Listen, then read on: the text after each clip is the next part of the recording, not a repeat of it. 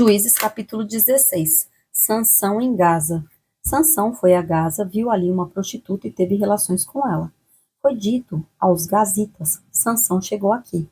Eles cercaram o local e ficaram a noite toda esperando por ele, às escondidas no portão da cidade. Ficaram em silêncio durante toda a noite, pois diziam: Vamos esperar até o raiar do dia, então nós o matamos. Porém, Sansão ficou deitado somente até a meia-noite. Ele se levantou, pegou ambas as folhas do portão da cidade e as arrancou, juntamente com seus batentes e a tranca. Pôs tudo sobre os ombros e levou ao alto do monte que está em frente de Hebrom. Sansão e Dalila. Depois disso, Sansão se apaixonou por uma mulher do vale de Soreque, a qual se chamava Dalila. Então os governantes dos filisteus foram falar com ela e lhe disseram: Convençam-o a revelar em que consiste a sua grande força e como poderíamos dominá-lo e amarrá-lo, para que assim possamos subjugá-lo. Cada um de nós dará a você 1.100 moedas de prata. Então Dalila disse a Sansão: Peço que você me conte em que consiste a sua grande força e com que você poderia ser amarrado e subjugado. Sansão respondeu: Se me amarrarem com 7 cordas de arco ainda úmidas, ficarei fraco e serei como qualquer outro homem. Os governantes dos filisteus trouxeram a Dalila 7 cordas de arco, ainda úmidas, e com as cordas ela o amarrou. Dalila havia deixado alguns homens escondidos no seu quarto. Então ela disse: Sansão, os filisteus vêm vindo aí. Mas ele arrebentou as cordas de arco como se arrebenta o fio da estopa chamuscada, que é colocada perto do fogo. Assim, não se soube em que consistia a força que ele tinha. Então Dalila disse a Sansão: Eis que você tem zombado de mim e me falou mentiras. Agora, por favor, conte-me como você pode ser amarrado. Ele lhe disse: Se me amarrarem bem com cordas novas que nunca foram usadas, ficarei fraco e serei como qualquer outro homem. Dalila pegou cordas novas e o amarrou. Depois disse Sansão: Vocês têm vindo aí. Dalila havia deixado alguns homens escondidos no seu quarto, mas Sansão arrebentou as cordas de seus braços como se fossem um fio de linha. Dalila disse a Sansão: Até agora você tem zombado de mim e só me falou mentiras. Diga-me como você poderia ser amarrado.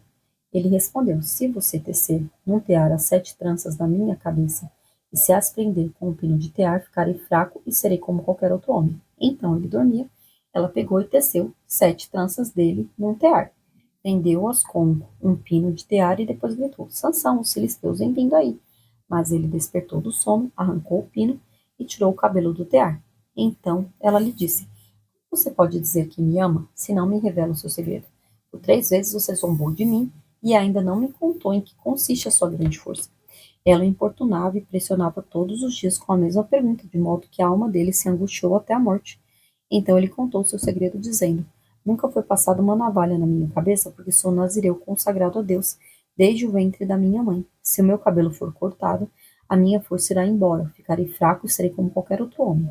Quando Dalila viu que ele lhe havia contado seu segredo, mandou chamar os governantes dos filisteus, dizendo: Venham mais esta vez, porque agora ele me contou seu segredo. Então os governantes dos filisteus vieram até ela e trouxeram com eles o dinheiro. Dalila fez com que Sansão dormisse no colo dela, e tendo chamado um homem, mandou raspar-lhe as 7 tranças da cabeça, e assim começou a subjugá-lo. Sansão havia perdido a sua força. Então ela gritou: Sansão, os filisteus vêm vindo aí. Ele despertou do sono e disse consigo mesmo: Vou sair como nas outras vezes e me livrarei. Mas ele não sabia ainda que o Senhor já havia se retirado dele. Então os filisteus o agarraram, furaram os olhos dele e o levaram para Gaza. Amarraram-no com correntes de bronze e o puseram a virar um moinho na prisão. Mas o cabelo da sua cabeça, logo após ser rapado, começou a crescer de novo. A morte de Sansão. Os governantes dos filisteus se reuniram para oferecer um grande sacrifício ao seu deus Dagom e para se alegrar. Diziam: Nosso Deus entregou o nosso inimigo Sansão nas nossas mãos.